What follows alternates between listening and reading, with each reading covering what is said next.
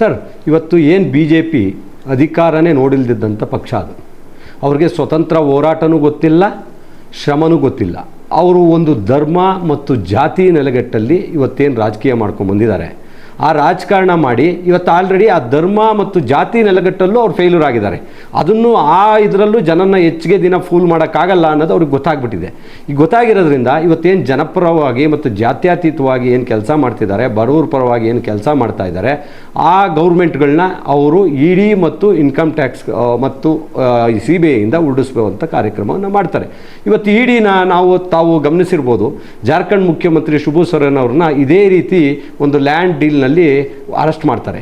ಇದೇ ಸಿದ್ದರಾಮಯ್ಯ ಅವ್ರ ರೀತಿ ಕೇಸಲ್ಲಿ ಸುಪ್ರೀಂ ಕೋರ್ಟಲ್ಲಿ ವಾಮಗೋಚರವಾಗಿ ಉಗಿದು ಅವ್ರಿಗೆ ಬೇಲ್ ಕೊಡೋ ಟೈಮಲ್ಲಿ ಈ ಥರ ಕೇಸ್ಗಳನ್ನ ನೀವು ಮಾಡಿ ದೇಶನ ಹಾಳು ಮಾಡ್ತಾ ಇದ್ದೀರಿ, ಅಂದರೆ ಮಿಸ್ಯೂಸ್ ಮಾಡ್ಕೊತಿದ್ದೀರಿ, ನಿಮ್ಮದು Nobel August agency investigation agency ಅನ್ನೋ ಹೆಸರಿಗೆ ಕುಂತರ್ತಾ ಇದ್ದೀರಿ ಅಂತ ಎಲ್ಲ ಹೇಳಿದ್ರೂ ಕೂಡ ಈ ಏಜೆನ್ಸಿಗಳು ಇವತ್ತು ಒಬ್ಬರು ಕಪಿಮುಷ್ಟಿಯಿಂದ, ಅಮಿತ್ ಶಾ ಅನ್ನೋ ಹೋಮ್ ಮಿನಿಸ್ಟ್ರು ಕಪಿಮುಷ್ಟಿಯಿಂದ ನಡೀತಾ ಇದೆ. ಅಮಿತ್ ಶಾ ಅವ್ರಿಗೆ ದೇಶನ ಒಳ್ಳೆ ರೀತಿ ಆಳೆ ಗೊತ್ತೇ ಇಲ್ಲ, ಅವ್ರಿಗೆ ಬೆಂಕಿ ಇಟ್ಟಷ್ಟೇ ಗೊತ್ತು.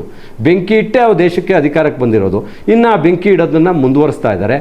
ಆದರೂ ಕೂಡ ನಾವು ಬೆಂಕಿ ಆರಿಸ್ಕೊಂಡು ಬೇರೆ ಸರ್ಕಾರಗಳು ಅಸ್ತಿತ್ವಕ್ಕೆ ಬರ್ತಾ ಇರೋದನ್ನ ತಡೆಯೋಕ್ಕಾಗ್ದೇ ಇಡಿ ಮೂಲಕ 136 ಜನ ಶಾಸಕರನ್ನ ಕರ್ನಾಟಕ ಜನ ಆಯ್ಕೆ ಮಾಡಿ ಬಂದಿರೋಂಥ ಸರ್ಕಾರನ ಇವತ್ತು ಬೀಳಿಸ್ಬೇಕು ಅನ್ನೋ ಒಂದೇ ಉದ್ದೇಶಕ್ಕೆ ಇಡಿ ಅವ್ರನ್ನ ಇನ್ವಾಲ್ವ್ ಮಾಡಿದ್ದಾರೆ. ಇದರಲ್ಲಿ ಏನು ಕೇಸ್ ಇದೆ ಅಂತ ಜನಸಾಮಾನ್ಯರು ಅರ್ಥ ಮಾಡ್ಕೋಬೇಕು. ಈಗ ನಮ್ಮಲ್ಲೂ ಅಕ್ವಿಜಿಷನ್ ಅಂತ ಆಗುತ್ತೆ, ತಾವೆಲ್ಲ ಅರ್ಥ ಮಾಡ್ಕೋಬೇಕು. ಅಕ್ವೈರ್ ಆದಾಗ ಇವಾಗ KDBನವರು 1 ಎಕರೆ ಅಕ್ವೈರ್ ಆದರೆ 10,000 ಚಿಲ್ಲರೆ ಅಡಿ ಜಾಗ ಕೊಡ್ತಾರೆ. ಅದನ್ನು ನಾನು ತೊಗೊಂಡ್ರೆ ನಾನು ಅದು ಹಗರಣನಾ?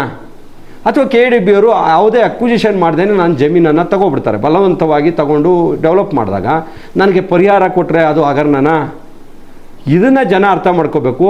ಇವತ್ತು ಕೆಲವು ಕಂಪ್ನಿಗಳಲ್ಲಿ ಏನಿವತ್ತು ಮೀಡಿಯಾ ಹೌಸ್ಗಳನ್ನ ಕೆಲವು ಕಂಪ್ನಿಯವ್ರು ನಡೆಸ್ತಾ ಇದ್ದಾರೆ. ಅವು BJP MPಗಳು ಮತ್ತು BJP ಸ್ಪಾನ್ಸರ್ಡ್ ಕಂಪ್ನಿ ಅದಾನಿ ಮತ್ತು ಅಂಬಾನಿ ಕಂಪ್ನಿಗಳಿಂದ ಆ ಕಂಪ್ನಿಗಳು ನಡೀತಾ ಇದ್ದಾವೆ.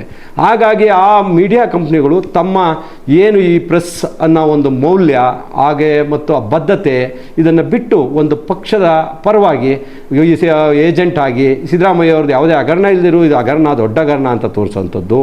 ಅದೇ ರೀತಿ BJPಯವರಲ್ಲಿ ಏನು ಹಗರಣ ಮಾಡಿದ್ರು ಆ ಹಗರಣನ ಈ ಚರ್ಚೆ ಮಾಡದೇ ಇರೋವಂಥದ್ದು. ಇವತ್ತು ನೀವು ಹೋದ ಗೌರ್ಮೆಂಟಲ್ಲಿ ಎಷ್ಟು ಹಗರಣಗಳಾಗಿದ್ದಾವೆ, ಯಾಕೆ ಅವತ್ತು ಇಡಿ ಬರಲಿಲ್ಲ, ಯಾಕೆ ಅವತ್ತು CBIನವ್ರು ಬರಲಿಲ್ಲ?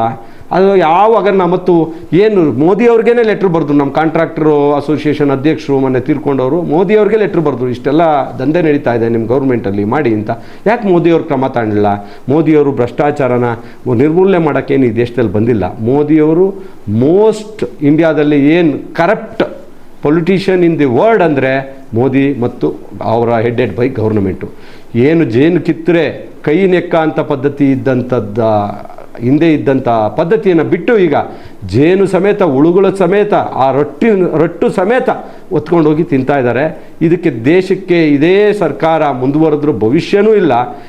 ಎಷ್ಟು ದಿನ ಜನ ಇದೇ ಮುಂದುವರೆದ್ರೆ ರಕ್ತ ಕ್ರಾಂತಿ ಆಗೋವಂಥದ್ದು. ಮತ್ತು ಈ CBI ಇಡಿಗೆ ಜನ ದಂಗೆ ಎದ್ದು ಇವತ್ತೇನು ಶ್ರೀಲಂಕಾಲಾಗದಂಥದ್ದಾಗ್ಬೋದು, ಬಾಂಗ್ಲಾದೇಶದಲ್ಲಿ ಆದಂಥ ಆಗ್ಬೋದು, ಇನ್ನೂ ಕೆಲವು ಕಂಟ್ರಿಗಳಲ್ಲಿ ಆದಂತೆ ನಮ್ಮಲ್ಲೂ ಕೂಡ ದಂಗೆ ಎದ್ದು ಜನ ಇವರಿಂದ ಅಧಿಕಾರನ ಕಿತ್ಕೊಳ್ಳೋಂಥ ಪರಿಸ್ಥಿತಿ ಬಂದರೂ ಬರ್ಬೋದು ಅನ್ನೋದು ನನ್ನ ಅಭಿಪ್ರಾಯ ಸರ್.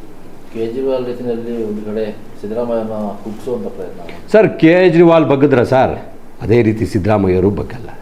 ಕೇಜ್ರಿವಾಲ್ ಅವರಿಗೆ ನೈತಿಕತೆ ಪಾಠ ಮಾಡ್ತಿದ್ರು. ಕೇಜ್ರಿವಾಲ್ ಅವರು ಅವತ್ತು ಇಲ್ಲಿಗಲ್ ಅರೆಸ್ಟ್ಗೆ ಅವರು ರಾಜೀನಾಮೆ ಕೊಡಲಿಲ್ಲ.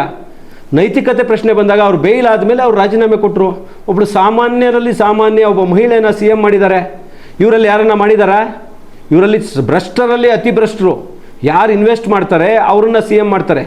ಇವತ್ತು ನೀವು ಯಾರನ್ನ ಭ್ರಷ್ಟರು ಅಂತ ಅಂದಿದ್ರು ಕರ್ನಾಟಕದಲ್ಲಿ, ಅವ್ರನ್ನೆಲ್ಲ BJPಗೆ ಸೇರಿಸ್ಕೊಂಡಿದ್ದಾರೆ. ದೇಶದಲ್ಲಿ ಯಾರನ್ನ ಭ್ರಷ್ಟರು ಅಂದರು ಅವ್ರನ್ನೆಲ್ಲ ಸೇರಿಸ್ಕೊಂಡಿದ್ದಾರೆ. ಇದೇ ಮೋದಿ ಭಾಷಣ ಯಾಕೆ ಯಾವ ಮೀಡಿಯಾಗಳಿಗೂ ಕಾಣಿಸ್ತಾ ಇಲ್ವಾ? ಏನಂತ ಹೇಳಿದ್ರು? ಅಜಿತ್ ಪವಾರ್ನ ಎಷ್ಟು ಭ್ರಷ್ಟ ಅಂದರು, ಮುನಿರತ್ನ ಎಷ್ಟು ಭ್ರಷ್ಟ ಅಂದರು, ನಮ್ಮ ರಾಜ್ಯದ ರಾಜಕಾರಣಿಗಳನ್ನ ಎಷ್ಟು ಭ್ರಷ್ಟ ಅಂದು ಅವ್ರ ಪಾರ್ಟಿಗೆ ಸೇರಿಸ್ಕೊಂಡ್ಮೇಲೆ ಅವರೆಲ್ಲ ಏನು ವಾಷಿಂಗ್ ಮಿಷಿನ್ ಆಗೋಯ್ತಾ? ಅವ್ರನ್ನೆಲ್ಲ ತೊಳೆದು ನಿರ್ವಂಶ ಮಾಡಿಬಿಟ್ರಾ? ಸೊ ಹಾಗಾಗಿ ಕೇಜ್ರಿವಾಲು ಎದುರಲ್ಲ, ಸಿದ್ದರಾಮಯ್ಯವರು ಎದುರಲ್ಲ, ಮತ್ತು ಕಾಂಗ್ರೆಸ್ ಪಕ್ಷ ವಿರೋಧ ಪಕ್ಷಗಳು ಏನು ಮೈತ್ರಿಕೂಟ ಇಂಡಿಯಾ ಒಕ್ಕೂಟ ಇದೆ ಅವರು ಯಾರು ಎದುರಲ್ಲ. ಅವ್ರ ದೇಶಕ್ಕೋಸ್ಕರ ಎಲ್ಲ ಶಿಕ್ಷೆನ ಅನುಭವಿಸೋಕ್ಕೆ ರೆಡಿ ಇದ್ದಾರೆ. ಇನ್ನೊಂದು ಸ್ವತಂತ್ರ ಸಂಗ್ರಾಮದ ಥರ ಇವತ್ತು ಇವರಿಂದ ಅಧಿಕಾರನ ನ್ಯಾಯ ರೀತಿಲಿ ತಗೊಂಡು ಅಧಿಕಾರ ದೇಶಕ್ಕೆ ಕೊಡಬೇಕು ಅಂತ. ನಮ್ಮ ಖರ್ಗೆ ಅವರು ಒಂದು ಮಾತು ಹೇಳಿದ್ರು ಲಾಸ್ಟಲ್ಲಿ ಮೊನ್ನೆ ಆರೋಗ್ಯ ತಪ್ಪಿದಾಗ. ಅದಕ್ಕೆ ಅವ್ರು ಹೇಳಿದ್ದು, ನಾನು ಉಸಿರಿರೋದ್ರೊಳಗಡೆ, ನಾನು ಈಗಲೇ ಸಾಯಲ್ಲ, ಉಸಿರಿರೋದ್ರೊಳಗಡೆ ಮೋದಿಯವ್ರನ್ನ ಅಧಿಕಾರದಿಂದ ಕೆಳಗೆ ಇಳಿಸೇನೆ ನಾನು ಉಸಿರು ಬಿಡೋದು ಅಂತ. ಅಂದರೆ ಒಬ್ಬ ಅಷ್ಟು ಧೀಮಂತ ನಾಯಕ ಇಷ್ಟು ವರ್ಷ ರಾಜಕೀಯವಾಗಿ ಅಧಿಕಾರ ಮಾಡಿ, ಖರ್ಗೆ ಅವ್ರ ಬಗ್ಗೆ ಸುಮ್ಮನೆ ಸೋಷಿಯಲ್ ಮೀಡಿಯಲ್ಲಿ ಓಡಿಸ್ತಾರೆ ಕರಪ್ಟ್ ಅಂತ. ಇಲ್ಲಿವರೆಗೂ ಅವ್ರ ಕೈಲೇ CBI ED ಎಲ್ಲ ಇದ್ರೂ ಯಾವ ಕರಪ್ಷನ್ ಚಾರ್ಜಸ್ಸು ಅವ್ರ ಮೇಲೆ ಮಾಡೋಕ್ಕಾಗಿಲ್ಲ. ಆ ಥರ ಒಬ್ಬ ಮನುಷ್ಯ ಇಷ್ಟು ಹತಾಶವಾಗಿ ಇವ್ರ ಬಗ್ಗೆ ಹೇಳ್ತಾರೆ ಅಂದಾಗ ಜನ ಅರ್ಥ ಮಾಡ್ಕೋಬೇಕಾಗಿದೆ. ಯಾವುದೇ ಕೇಸ್ ಇಲ್ಲದೆ ಇದ್ರೂ ಒಂದು ED ಮೂಲಕ, ಈ CBI ಮೂಲಕ, ಇನ್ಕಮ್ ಟ್ಯಾಕ್ಸ್ ಮೂಲಕ ಇವತ್ತು ಅವ್ರದ್ದು ಆಸ್ತಿಗಳು ಚೆಕ್ ಮಾಡ್ಕೊಳ್ಳಿ. ಯಡಿಯೂರಪ್ಪ ಅವ್ರು ಏನಿದ್ರು, ಅವರು ರಾಜಕಾರಣಕ್ಕೆ ಬಂದಾಗ ಇವತ್ತು ಎಷ್ಟು ಆಸ್ತಿ ಇದೆ, ಅಶೋಕ್ ಅವ್ರದ್ದು ಎಷ್ಟಿದೆ, ಅಶ್ವಥ್ ನಾರಾಯಣದ್ದು ಎಷ್ಟಿದೆ, ಮುನಿರತ್ನಂದು ಎಷ್ಟಿದೆ, ಇವ್ರದ್ದೆಲ್ಲ ಚೆಕ್ ಮಾಡಲಿ. ಇವ್ರೇನು ಸೋಷಿಯಲ್ ಸರ್ವಿಸ್ ಮಾಡ್ತಾರಾ? ಇವ್ರ ಹತ್ರ ಇರೋ ದುಡ್ಡು ಭ್ರಷ್ಟಾಚಾರದಲ್ವಾ? ಇದಕ್ಕೆ ಆನ್ಸರ್ ಹೇಳಬೇಕು ಮೋದಿಯವರು ಮತ್ತು ಬಿ ಜೆ ಪಿಯವರು ಏನು ಭ್ರಷ್ಟಾಚಾರದ ವಿರುದ್ಧ ಹೋರಾಟ ಮಾಡ್ತಾರೆ. ಇಲ್ಲಿವರೆಗೂ ಸಿದ್ದರಾಮಯ್ಯ ಅವ್ರ ಮೇಲೆ ಒಂದೇ ಒಂದು ಭ್ರಷ್ಟಾಚಾರದ ಆರೋಪನ ಮಾಡೋಕ್ಕಾಗಿರಲಿಲ್ಲ. ಇದು 2000ದಲ್ಲಿ ಸ್ಟಾರ್ಟ್ ಆಗಿದ್ದಂಥ ಇದರಲ್ಲಿ ಅವ್ರು ಯಾವುದೇ ಹುದ್ದೆಲಿ ಇಲ್ಲದೆ, ಅವ್ರು ಯಾವುದೇ ರೆಕಮೆಂಡೇಷನ್ ಮಾಡದೇ ಇರೋ ಅಂಥದ್ದನ್ನ ಅವರು ಇವಾಗ ಆಯಿತು, ಅವ್ರು ವಾಪಸ್ ಕೊಟ್ಟಿದ್ದಾರೆ. ಮತ್ತು ಅವ್ರಿಗೆ ಪರಿಹಾರ ಕೊಡೋದು ಯಾರು? ಪರಿಹಾರ ಕೊಡಬೇಕಲ್ವಾ? ನಾವ್ರೇನು ಸರ್ಕಾರದ ಜಾಗನ ಖಾತೆ ಮಾಡಿಕೊಂಡು, ಬೋಗಸ್ ಖಾತಾ ಮಾಡಿಕೊಂಡು ಸೈಟ್ ತೊಗೊಂಡಿದ್ದಾರೆ ಅನ್ನೋದಲ್ಲ ಕೇಸ್ ಅವ್ರದ್ದು, BJP ಅವ್ರದ್ದು. ಅವ್ರದ್ದೇ ಜಾಗಕ್ಕೆ ಆಲ್ಟರ್ನೇಟಿವ್ ಜಾಗ ತೊಗೊಂಡಿದ್ದಾರೆ ಅಂತ. ಈಗ ಆಲ್ಟರ್ನೇಟಿವ್ ಸೈಟ್ ವಾಪಸ್ ಕೊಟ್ಟಿದ್ದಾರೆ. ಅವ್ರ ಪರಿಹಾರ ಯಾರು ಕೊಡೋದು? ಇವತ್ತು ಹೊಸ ಕಾನೂನು ಬಂದಿದೆ 2013 ಪ್ರಕಾರ 4 ಪಟ್ಟು ಕೊಡಬೇಕು ಕಾಂಪನ್ಸೇಷನ್ನು. ಈಗ ಕೊಡಬೇಕಲ್ವ ಸರ್ಕಾರ?